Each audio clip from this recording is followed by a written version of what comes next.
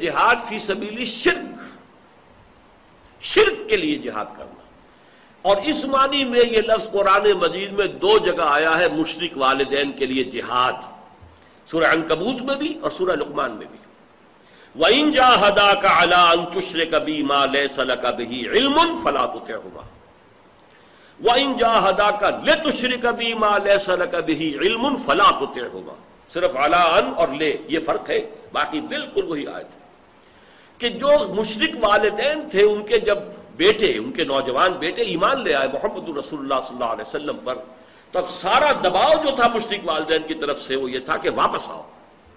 اپنے آبائی دین میں واپس آؤ، چھوڑو اس محمد کے دین کو۔ یہ ان کا دباؤ، یہ ان کی کوشش،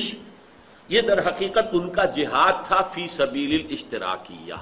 فی سبیل الباطل، فی سبیل الکفر، فی سبیل الطاغوت۔ چنانچہ قرآن مجید میں وہ آیت بھی آئی ہے، الذین آمنوا یقاتلون فی سبیل اللہ والذین کفروا یقاتلون فی سبیل الطاغوت۔ ظاہر بات ہے کہ بدر میں ابو جہل جو فوج لے کر آیا تھا، یا کیا وہ مجاہد نہیں تھے؟ مجاہد تھے، جانیں ہتھیلی پر رکھ کر آئے تھے، وہ بھی مجاہد تھے، لیکن وہ مجاہد فی سبیل شیطان تھے، مجاہد فی سبیل طاغوت تھے، مجاہد فی سبیل شرک تھے، جبکہ ادھر محمد رسول اللہ والذین معہ صلی اللہ علیہ وسلم و رضی اللہ تعالی عنہم اجمعین وہ مجاہدین فی سبیل اللہ تھے۔ یہاں اب آ کر مجاہدین فی سبیل اللہ، جہاد فی سبیل اللہ کی اصطلاح معین ہوئی کہ یہ جہاد کی تیسری منزل ہے جس کی بنیاد کسی نظریے پر ہے، اور وہ نظریہ اسلام میں ایمان ہے۔ ایمان کے اس نظریے پر ایک نظام قائم ہوتا ہے، اس نظام کو قائم کرنے کی جد و جہد یہ ہے جہاد فی سبیل اللہ۔ اب آئیے اس جہاد فی سبیل اللہ کی بھی 3 منزلیں ہیں، ان کو اچھی طرح سمجھ لیں۔ اس میں سب سے پہلے ہے نفس کے خلاف جہاد۔ وہ جو میں نے عرض کیا تھا کہ اگر کوئی بندہ مومن وہ بھی جہاد فی سبیل الحیات، اسٹرگل فار ایگزسٹنس کے لیے جد و جہد کر رہا ہے، لیکن اگر وہ حلال اور حرام کے حدود کو پیش نظر رکھتے ہوئے کر رہا ہے، حرام سے بالکلیہ اجتناب کرتے ہوئے صرف حلال پر اکتفا کرتے ہوئے کر رہا ہے، تو وہ اس کے لیے عبادت کے درجے میں۔ اب یہ اپنے آپ کو اس احکام شریعت کا پابند بنانا، اس کے لیے ایک جہاد کی ضرورت ہے۔ یہ جہاد جو ہے پہلی منزل، خود مسلمان ہونے کے لیے جہاد، خود اللہ کی اطاعت پر کاربند ہونے کے لیے جہاد، خود شریعت کو اپنے اوپر نافذ کرنے کے لیے جہاد، خود اپنے وجود پر اللہ کی حکومت قائم کرنے کے لیے جہاد، خود اپنی ذات پر خلافت کا نظام قائم کرنے کا جہاد، یہ جہاد کی اولین منزل ہے جہاد فی سبیل اللہ کی، اور اولین ہونے کے ناطے اہم ترین ہے۔ نوٹ کر لیجیے، اس پہلی منزل پر دوسری منزل آئے گی جو اس سے بلندتر ہوگی،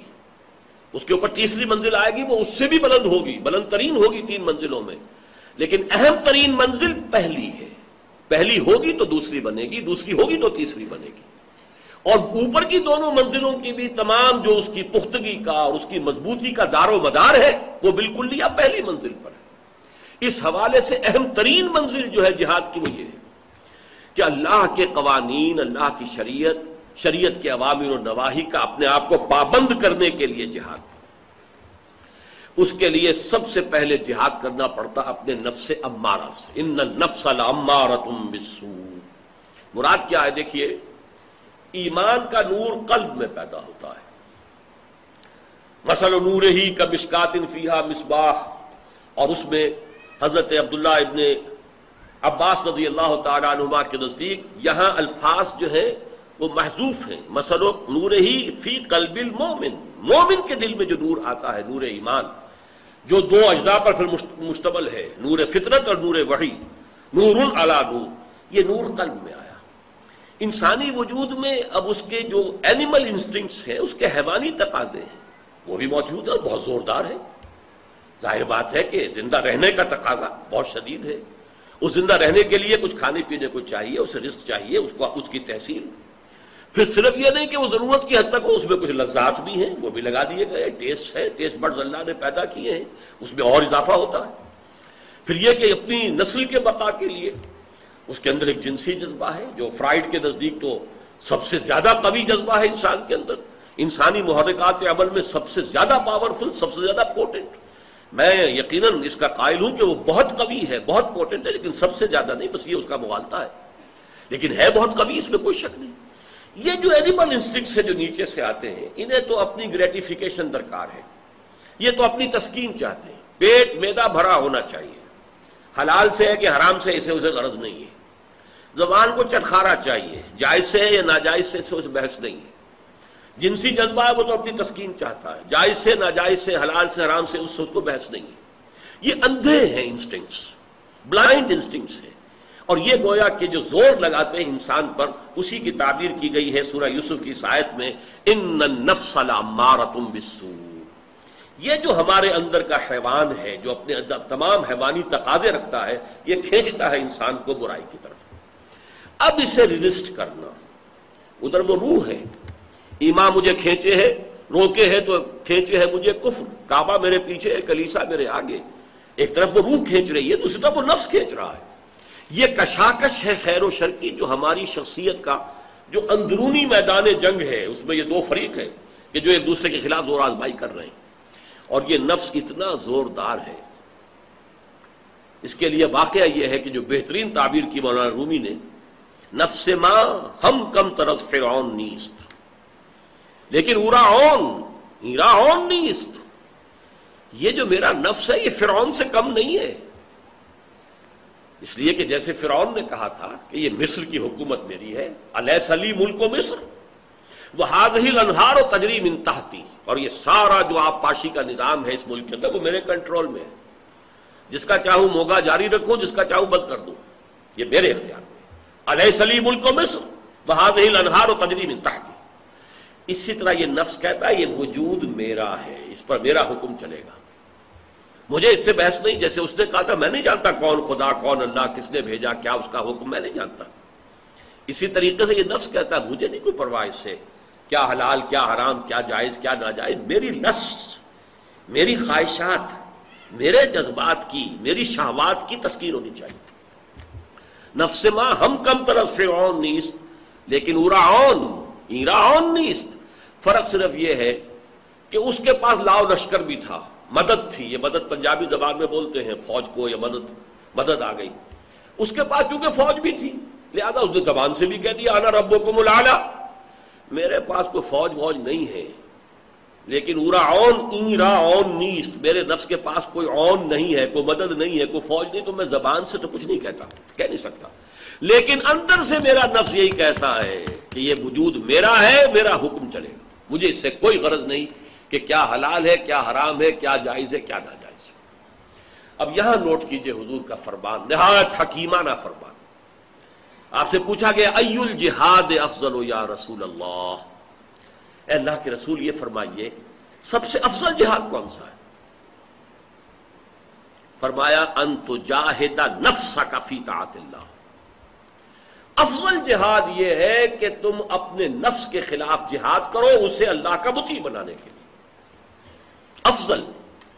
دیکھیے یہاں دو الفاظ علیحدہ ہو جائیں گے، افضل اور اعلیٰ۔ اعلیٰ ہے بلند ترین منزل تو تیسری آئے گی، بلند ترین منزل وہ تیسری ہے، لیکن یہ پہلی منزل افضل ہے، کس معنی میں کہ یہ مضبوط اور مستحکم ہوگی تو اگلی منزل کے اس کے اوپر تعمیر کا سوال پیدا ہوگا۔ اگر یہی کمزور ہے تو آپ نے اگر مزید بوجھ ڈال دیا تو ویسے ہی بیٹھ جائے گی، تو افضل یہ ہے۔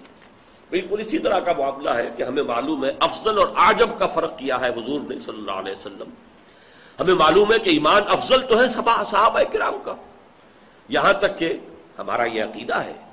کہ ادنا سے ادنا صحابی کا ایمان بھی بڑے سے بڑے ولی اللہ سے افضل ہے،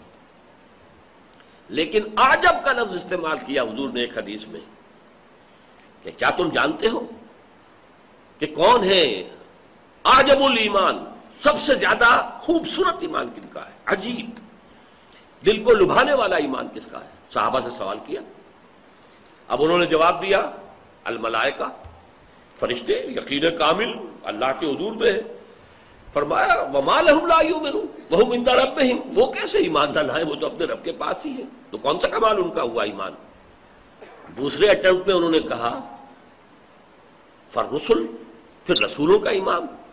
فرمایا وما لهم لا يؤمنون والوحی ینزل علیہم، وہ کیسے ایمان نہ لاتے، ان پر تو وحی نازل ہوتی ہے۔ تیسرے میں پھر انہوں نے بڑی ہمت کر کے جرأت کر کے فنحن، پھر ہم ہیں، ہمارا ایمان ہے۔ آپ نے فرمایا ما لکم لا تؤمنون وانا بین اظہرکم، تم کیسے ایمان نہ لاتے جبکہ میں تمہارے مابین موجود ہوں۔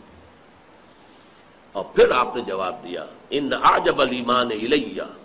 لاخواننا الذین یاتون من بعدی یجدون صحفا فیہ کتاب اللہ فیؤمنون بما فیہا، میرے نزدیک خوبصورت ترین دل کو لبھانے والا ایمان تو وہ ہوگا ہمارے ان بھائیوں کا جو میرے بعد آئیں گے، میری صحبت سے ان کو حصہ نہیں ملے گا، انہیں تو اوراق ملیں گے جن میں اللہ کی کتاب لکھی ہوئی ہوگی، اس پر ایمان لائیں گے۔ تو عجب ایمان بعد والوں کا ہے، افضل ایمان صحابہ کرام کا ہے۔ اسی طرح اعلیٰ جہاد آخری منزل، وہ تو قتال فی سبیل اللہ کی آئے گی، ہم پہنچیں گے وہاں، نویں منزل ہے وہ، لیکن یہ ہے کہ افضل ایمان یہ ہے پہلی منزل۔ لیکن اس پہلی منزل پر نفس کے خلاف جہاد کے ساتھ دو اور جہاد بھی ہیں جو کرنے پڑتے ہیں۔ نمبر ایک، شیطان لعین اور اس کا جو غیر مرئی لشکر ہے اس کے خلاف جہاد، یہ ہمارے نفسانی تقاضوں میں پھونکے مارتا ہے، انہیں مشتعل کرتا ہے، یہ شیطان ہمیں ورغلاتا ہے، برے راستے کو مزین کر کے دکھاتا ہے، یہ شیطان ہمارا دشمن ہے۔ ان شیطان لکم عدو فاتخذوہ عدوا، مثبت انداز میں فرمایا گیا یہ شیطان جو ہے تمہارے لیے دشمن ہے، تم بھی تو اسے اپنا دشمن سمجھو، تم تو اسے دوست بنائے بیٹھے ہو۔ چنانچہ یہ شکوے کا انداز بھی سورہ کہف میں آ گیا ہے، افتتخذونہ وذریتہ اولیاء من دونی وہم لکم عدو بئس للظالمین بدلا، کیا تم نے اس شیطان لعین کو، ابلیس کو، اور اس کے جو بھی ایجنٹ ہیں، چیلے چانٹے ہیں، ان کو اپنا دوست بنا لیا ہے مجھے چھوڑ کر؟ تو ظالموں کے لیے جو ہے بدل، یہ بہت برا بدل ہے جو انہیں حاصل ہوا ہے، میری دوستی، میری ولایت کو چھوڑ کر انہوں نے شیطان کے ساتھ دوستی کاٹی۔ تو شیطان کے خلاف جنگ، اور شیطان وہ ہے، ایک طرف قرآن مجید کہتا ہے ہوا یراکم ہوا وقبیلہ انہ یراکم ہوا وقبیلہ من حیث لا ترونہم، وہ تو تم پر وہاں سے حملہ آور ہوتا ہے، نہ صرف وہ بلکہ وہ جو غیر مرئی ایک اور جن ہر انسان کے ساتھ لگا دیا گیا، قبیلہ، حدیث میں آیا ہے ہر انسان کے ساتھ ایک شیطان لگا دیا گیا ہے، یہ وہی غیر مرئی جنات میں سے جو شیطان ہے، ہر انسان کے ساتھ ایک شیطان ہے۔ تو انہ یراکم ہوا وقبیلہ من حیث لا ترونہم، وہ تو تمہیں وہاں سے تاکتے ہیں، وہاں سے حملہ آور ہوتے ہیں، نہ صرف وہ شیطان لعین ابلیس بلکہ یہ کہ اس کا جو لاؤ لشکر ہے اور اس کے جو ایجنٹ تمہارے ساتھ لگا دیے گئے ہیں، جہاں سے وہ تم پر حملہ آور ہوتے ہیں، جہاں سے تم انہیں نہیں دیکھتے۔ اور ایک اور حدیث میں آیا ان الشیطان یجری من الانسان مجری الدم، شیطان تو انسان کے وجود میں سرایت کر جاتا ہے جیسے کہ خون گردش کرتا ہے۔ اب اس کی دونوں توجیحات ممکن ہیں، ایک تو یہ کہ یہ شیاطین جو ہے جنات ہیں، جنات کا مادہ جو ہے وہ نار ہے، نار ایک لطیف شے ہے، اور جنات کو اپنی شکلیں بدلنے کا بھی اختیار حاصل ہے، جیسے ملائکہ بھی شکلیں اختیار کرتے ہیں، انسانی صورت میں بھی آ جاتے ہیں، جنات بھی آ سکتے ہیں، حیوانات کی شکل میں بھی آ سکتے ہیں۔ یہ بھی ہو سکتا ہے کہ وہ واقعتاً اپنی اس لطافت جو ان کا مادہ تخلیق ہے، اس کی لطافت کی وجہ سے انسان میں سرایت ہی کر جاتے ہیں۔ اور یہ بھی ہو سکتا ہے کہ اگر انہوں نے ہمارے نفس کو مشتعل کر دیا تو نفس تو پورے وجود کو جو کنٹرول کر رہا ہے، ہمارے سارے اعصاب، ہمارے سارا جو ہے وجود جو ہے جسمانی، وہ اس نفس کے تابع ہے، لہذا وہ اگر اس نے اس کو مشتعل کر دیا تو گویا کہ وہ پورے ہمارے وجود میں سرایت کر گیا ہے، واللہ عالم۔ بہرحال یہ دوسرا ہے، ابھی یہ پہلی منزل کے تین چھوٹی منزلیں ہیں۔ پہلی منزل خود اللہ کا بندہ بننے کے لیے جہاد، خود احکام شریعت کا پابند ہونے کے لیے جہاد۔ جہاد سب سے پہلے اپنے نفس کے خلاف، ای الجہاد افضل یا رسول اللہ ان تجاہد نفسک فی طاعت اللہ۔ دوسرا جہاد ان شیاطین کے خلاف۔ تیسرا جہاد، کوئی معاشرہ اگر بگڑ گیا ہے، اس کے رجحانات غلط ہو گئے تو اس کا ایک دباؤ ہوتا ہے جو انسان کو اسی غلط رخ کی طرف لے جانا چاہتا ہے۔ ہر شخص کو ذاتی طور پر بھی اس کا تجربہ ہوگا، کوئی موب کسی ایک رخ پر جا رہا ہو تو اس رخ پر چلنا بہت آسان ہوتا ہے، لیکن اس کے خلاف چلنا، اس کے لیے بڑی مشقت کی ضرورت ہے، محنت کی ضرورت ہے۔ یہ بھی ہو سکتا ہے کہ آپ بڑا زور لگا کر دو چار قدم ایک طرف جائے اور پھر کوئی ریلا آئے اس موب کا، اس ہجوم کا، اور وہ آپ کو دھکیل کر پھر 10 قدم پیچھے لے جائے۔ اب ایک معاشرہ جو ہے اس کا رخ حیائی طرف ہے، معاشرہ جو ہے وہ اللہ کی بغاوت کی طرف چل رہا ہے، اور سب رواں دواں ہیں، اور سب خوش و خرم ہیں، مگن ہیں، مسرور ہیں، اور وہ اس رخ کے اوپر بڑھتے چلے جا رہے ہیں۔ اس میں کسی شخص کا اللہ کی طرف رخ کر کے بڑھنا اور چلنا، انی وجہت وجہی للذی فطر السماوات والارض حنیفا، آسان کام نہیں۔ اس معاشرے کے خلاف اسے جدوجہد کرنی پڑے گی۔ اس میں ہو سکتا ہے کہ سب سے پہلے اپنے گھر والوں کے ساتھ یہ جہاد کرنا پڑے۔ سورہ تغابن میں فرمایا یا ایھا الذین آمنوا ان من ازواجکم واولادکم عدوا لکم فاحذروہ، اے اہل ایمان ہوش میں رہو، ہوشیار کہ رہبر دم تیغست قدم رہا، تمہارے اپنے بیویوں اور اولاد کے اندر تمہارے دشمن مضمر ہیں، چھپے ہوئے ہیں، ان سے بچ کر رہو۔ اور پھر یہ کہ فتنہ ہے اولاد بھی اور مال بھی، یہ ساری چیزیں جو ہے یہ گھر سے شروع ہو جائے گا، اور پھر رشتہ داری ہے، برادری ہے، اس کا معاملہ ہے، آخر شادی بیاہ کرنا ہے، آخر اسی معاشرے میں رہنا ہے، اس کے رسوم یہ ہے، اس کے رواج یہ ہے، کیسے کٹ جائیں اس سے، یہ دباؤ جو ہے۔ اب دو ہی راستے ہوتے ہیں زمانہ بات و نہ سازت تو با زمانہ بے ساز۔ آسان راستہ تو یہ ہے کہ زمانہ تمہارے ساتھ موافقت نہیں کر رہا ہے تو تم زمانے کے ساتھ موافق ہو جاؤ، ڈھل جاؤ اسی رنگ میں، فرکشن ختم ہو جائے گی۔ فرکشن تو اسی وقت ہے نا کہ وہ ادھر جا رہا ہے تم ادھر آ رہا ہو تو فرکشن ہے، لیکن اگر یہ کہ تم نے بھی وہی اختیار کر لیا، زمانہ بات و نہ سازت تو با زمانہ بے ساز، سیدھا راستہ ہے، آسان راستہ ہے، تم زمانے کے ساتھ موافقت اختیار کر لو تو یہ فرکشن ختم ہو جائے گی۔ لیکن یہ کہ جہاد جس کو کہا جائے گا وہ کیا ہے؟ زمانہ بات و نہ سازت تو با زمانہ ستیز۔ زمانہ اگر تمہارے ساتھ موافقت نہیں کر رہا ہے تو تم زمانے سے جنگ کرو، لڑو، جہاد کرو۔ یہ جہاد جو ہے یہ جہاد کی پہلی منزل، جس کے میں نے آپ کو بتایا کہ 3 ہیں اس میں سب سٹیجز۔ مین تو ہے اپنے نفس امارہ کے خلاف جہاد، پھر شیاطین جن کے خلاف جہاد، پھر شیاطین انس یا وہ معاشرہ جو شیطنت کی طرف جا رہا اس کے خلاف جہاد، کشاکش۔ اب آئیے جہاد فی سبیل اللہ کی دوسری منزل۔ یہ دوسری منزل ہے باطل عقائد و نظریات کے خلاف جہاد۔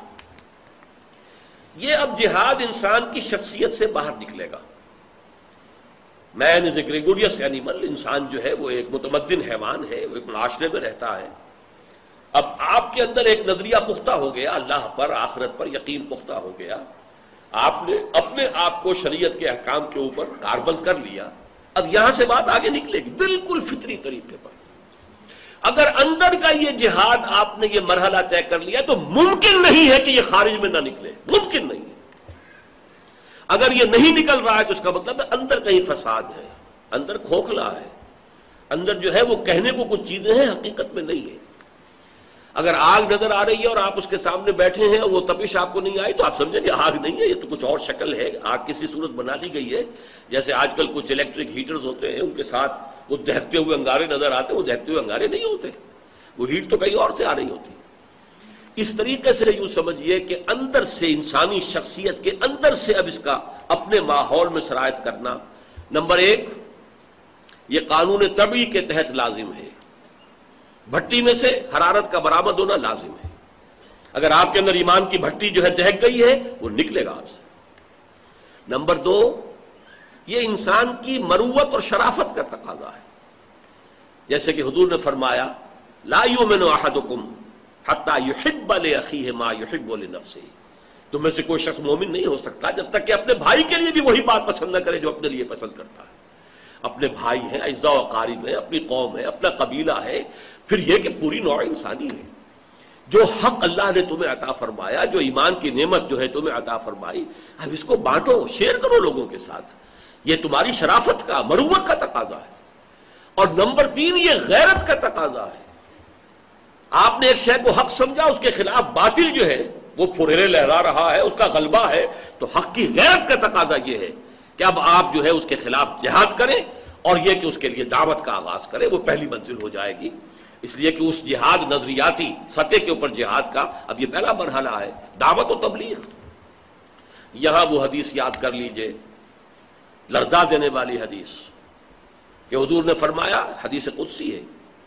اوحى اللہ عز وجل الی جبرائیل علیہ الصلوۃ والسلام، اللہ تعالیٰ نے جبرائیل علیہ السلام کو وحی کی انقلب مدینۃ کذا و کذا باہلھا، فلاں فلاں شہروں کو الٹ دو ان کے رہنے والوں سمیت۔ قال فقال، حضور فرماتے ہیں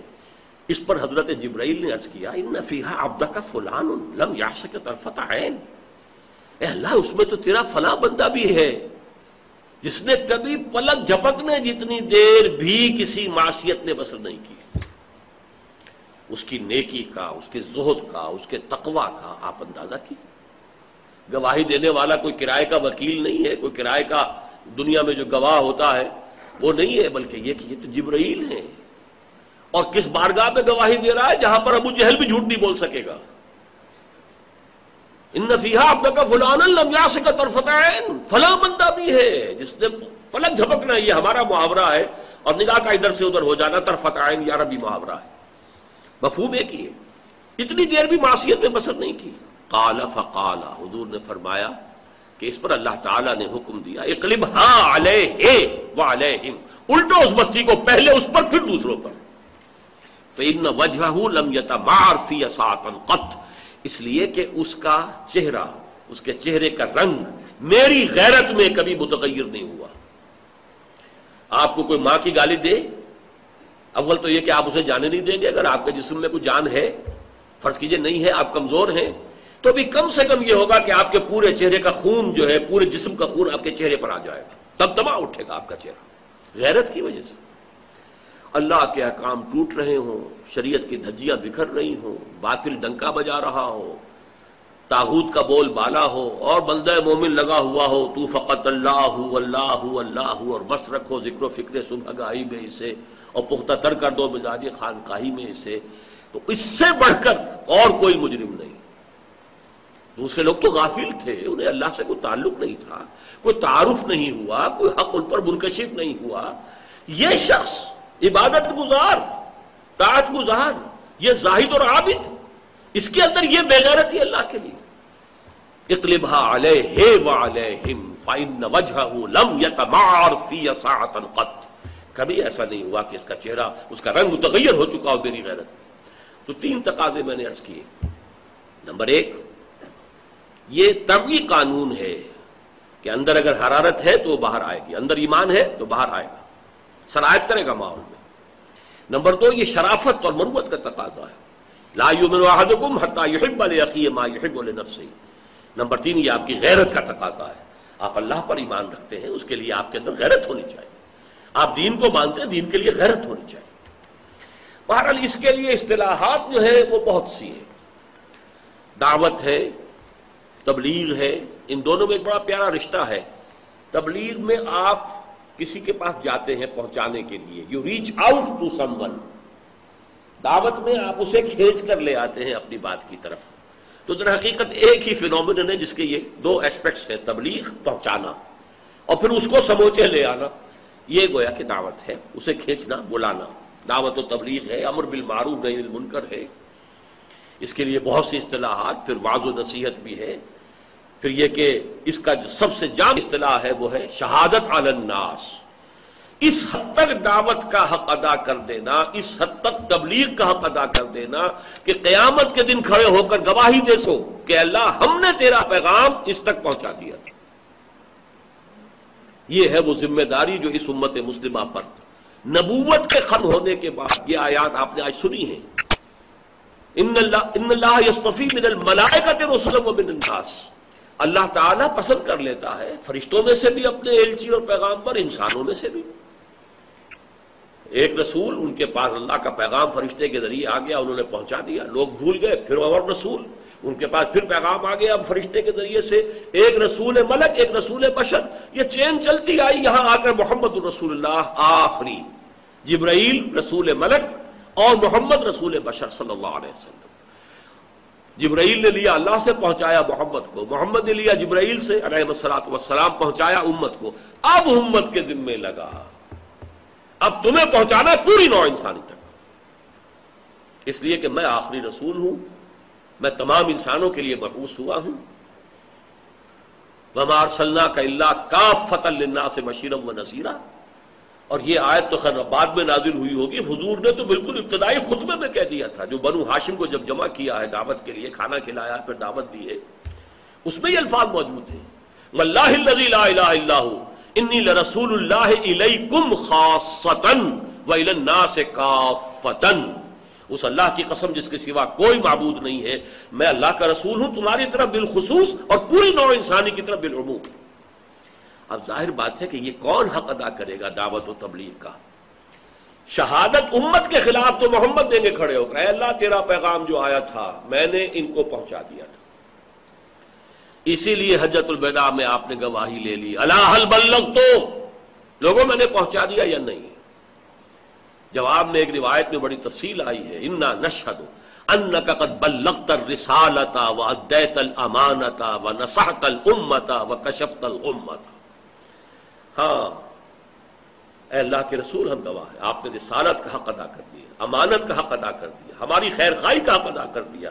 اور آپ نے تمام ضلالت و گمراہیوں کے جو اندھیرے ہیں ان کو چھانٹ کر رکھ دیا۔ یہ گواہی 3 دفعہ سوال کیا، 3 دفعہ گواہی دی پورے مجمع سے۔ اس کے بعد نگاہ آسمان کی طرف اٹھائی، اللہم اشہد اللہم اشہد اللہم اشہد، اے اللہ تو بھی گواہ رہے، اے اللہ تو بھی گواہ رہے، اے اللہ تو بھی گواہ رہے۔ اور پھر آپ نے کہا فَلْيُبَلِّغِ الشَّاهِدُ الْغَائِبَ، اب یہ ذمہ داری ہے ان کی جو یہاں موجود ہے کہ پہنچائیں ان کو جو یہاں موجود نہیں، اور جو موجود نہیں ہے ان میں وہ سب انسان بھی آ گئے جو اس وقت اس دنیا میں تھے، اور وہ بھی آگے جو قیامت تک دنیا میں آئیں گے۔ یہ ہے شہادت علی الناس کی ذمہ داری جس کے لیے اس امت کی تشکیل ہوئی ہے۔ چنانچہ اسی آیت میں آپ نے دیکھا سورہ حج میں کہ پہلے فرمایا اللہ یصطفی من الملائکۃ رسلا ومن الناس، اللہ پسند کر لیتا ہے اپنے فرشتوں میں سے بھی ایلچی اور انسانوں میں سے بھی، اور آخری آیت میں فرمایا جاہدوا فی اللہ حق جہادہ ھو اجتباکم، تمہیں بھی چن لیا ہے اس نے بحیثیت امت۔ پہلے رسالت کی 2 کڑیاں تھیں، رسول ملک رسول بشر، اب تیسری کڑی ہے یہ امت محمد صلی اللہ علیہ وسلم، تا قیام قیامت رسالت کی یہ تیسری کڑی ہے جو لگ گئی ہے، پوری نوع انسانی تک اسی طریقے سے شہادت علی الناس کا فریضہ ادا کرنا۔ چنانچہ اسی آیت میں آخر میں آ گیا لِيَكُونَ الرَّسُولُ شَهِيدًا عَلَيْكُمْ وَتَكُونُوا شُهَدَاءَ عَلَى النَّاسِ، اور پھر اس کو کھل کر جو بیان کیا گیا کہ امت کی تاسیس کی غرض و غایت ہی یہ ہے، وَكَذَلِكَ جَعَلْنَاكُمْ أُمَّةً وَسَطًا لِتَكُونُوا شُهَدَاءَ عَلَى النَّاسِ وَيَكُونَ الرَّسُولُ عَلَيْكُمْ شَهِيدًا۔